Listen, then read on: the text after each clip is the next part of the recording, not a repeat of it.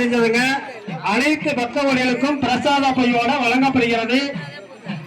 அதுவும் பாத்தீங்கன்னா நம்மளுடைய சுவாமியோட பேரு, ஊர் பேரு, தேதி போட்டுங்க. நம்ம கோயில் கும்பாபிஷேகத்துல யாக பூஜையில வச்சிருந்துங்க. அனைத்து பக்தர்களுக்கும் வழங்க ஏற்பாடு செய்யப்பட்டுள்ளது.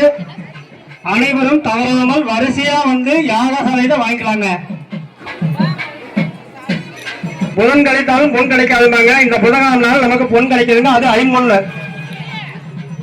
ஆகவே பக்தவாடிகள் இந்த சந்தர்ப்பத்தை நழுவிடாம எல்லாருமே யாகசாலையில வந்து வாங்கிக்கலாம். வரிசையா பிரசாத பையோட மஞ்சள் குங்குமம், திருமாங்கல்ய கயிறு, பூ பிரசாதம் வாங்கிக்கலாங்க.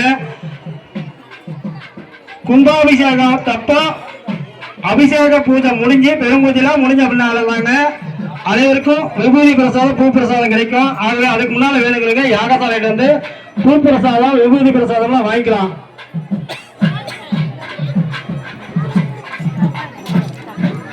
தீர்த்த குடங்கள் ஆலயத்தை நோக்கி வந்து கொண்டிருக்கிறார்கள். ஆகவே வழியில் நிற்கக்கூடிய பக்தர்கள் சற்று வழி வைத்து நிற்குமாறு தலைமை எடுக்கிறோம்.